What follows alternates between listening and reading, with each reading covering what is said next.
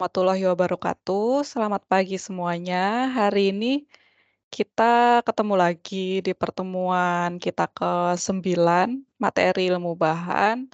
Hari ini kita bahas tentang materi semikonduktor. Tapi sebelum itu saya lihat dulu ya kehadirannya. Di sini saya lihat pesertanya hanya sekitar 46. Sedangkan kelas ilmu bahan ini kan ada sekitar 55. Jadi saya minta untuk koordinator kelas, nanti untuk yang nggak hadir ini di akhir kelas, tolong setor ke saya ya. Oke baik, sekarang saya share screen dulu.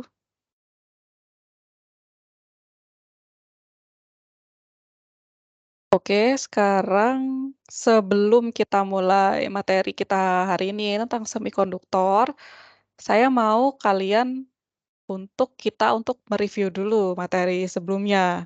Sebelumnya kan kita sudah, dapat materi tentang konduktor dan isolator yang pas banget minggu lalu ini kan kita membahas tentang isolator. Nah, saya ingin kita mereview dulu materi tentang isolator sebelum lanjut ke materi tentang semikonduktor ini, biar nggak lupa.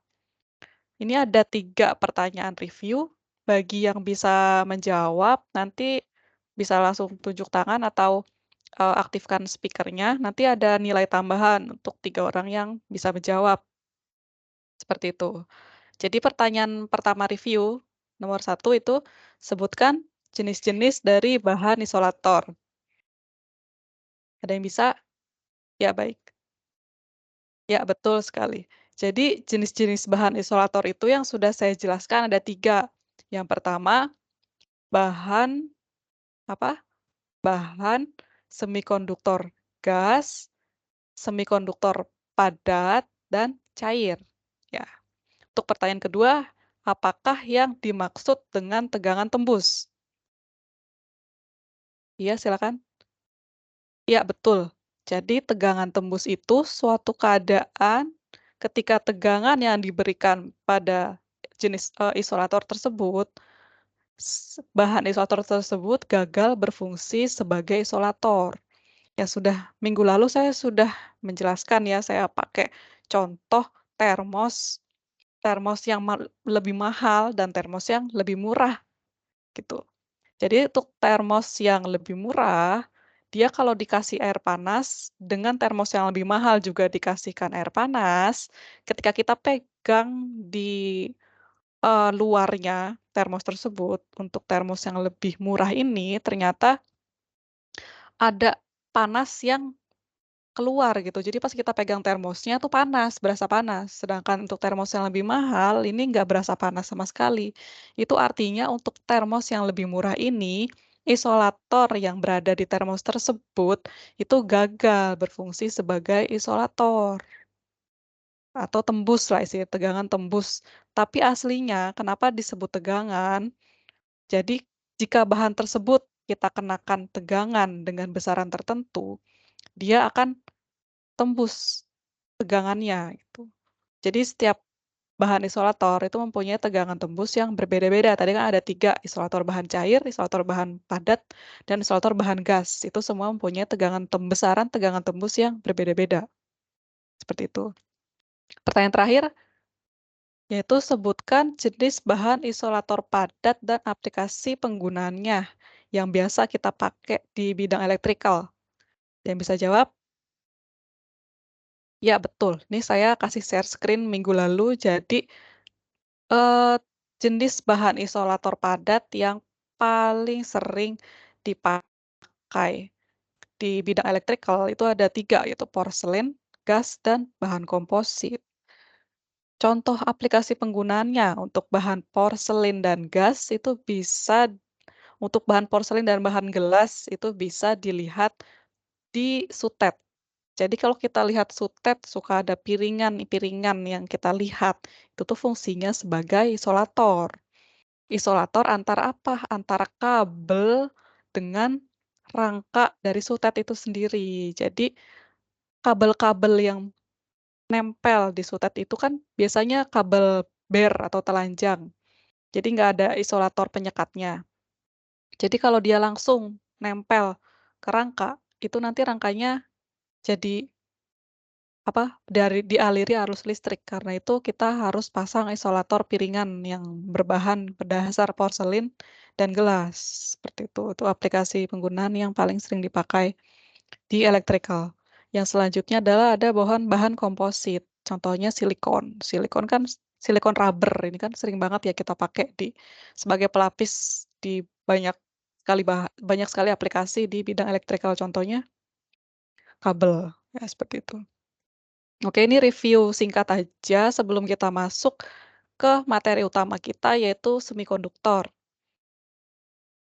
Jadi semikonduktor itu, seperti yang saya udah tampilkan di sini gambar aplikasi penggunaannya semikonduktor itu sebagai apa, ya bahan penyusun di komponen-komponen electrical, seperti itu.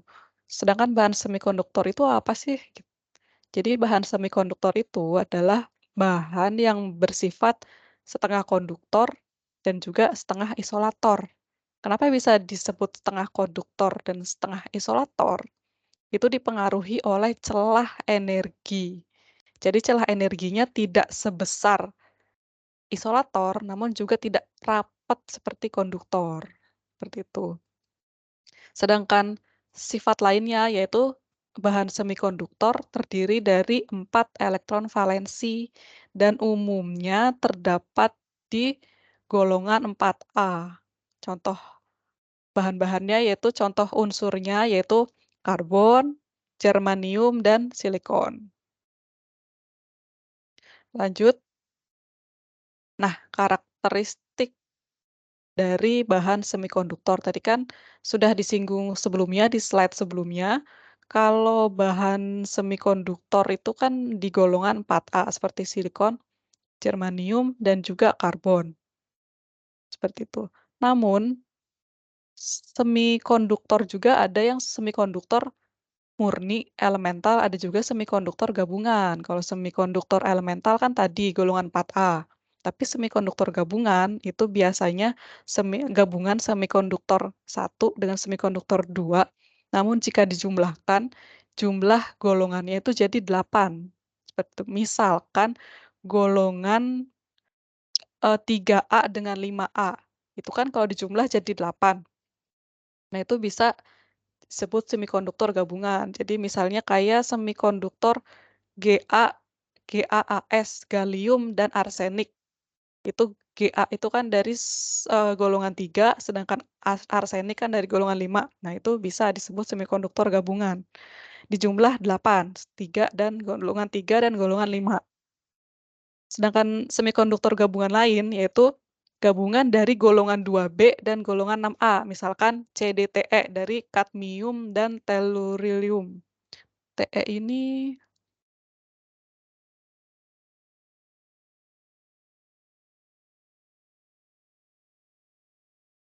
Cd ini kan kadmium. Te ini namanya apa dia? Benar, tellurium. Jadi kadmium tellurium.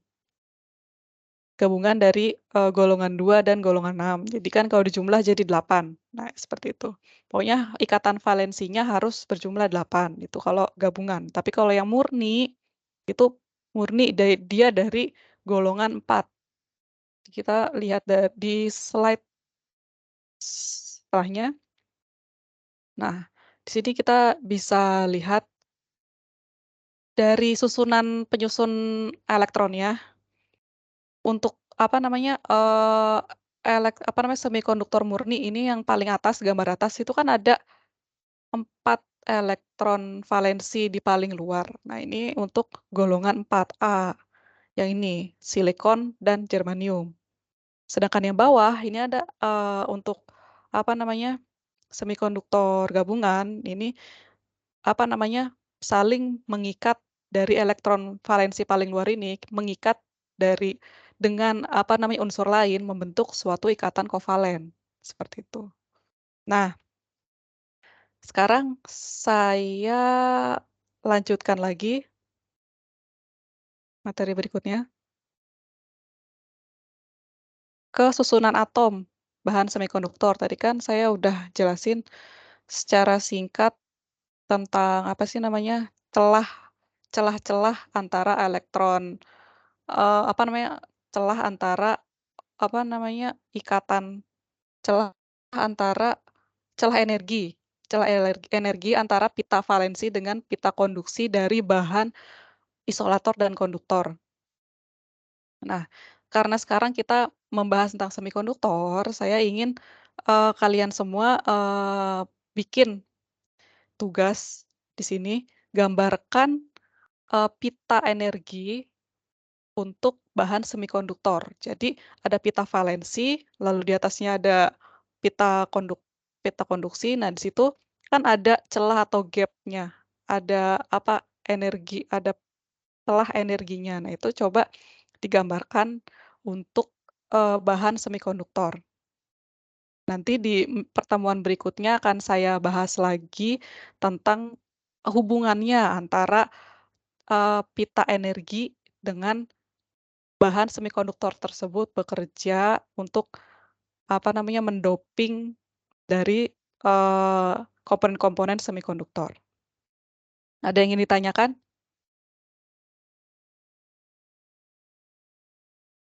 Baik, untuk pertemuan hari ini cukup sekian. Nanti tolong ketua kelas tadi yang nggak masuk, minta tolong ke saya kasih daftar hadirnya, terus untuk tugas-tugas tadi yang saya kasih tugas, tolong di-scan PDF, lalu kirim ke saya sehari sebelum mata kuliah ini, nanti minggu depan mulai. Oke, saya akhiri, wassalamualaikum warahmatullahi wabarakatuh.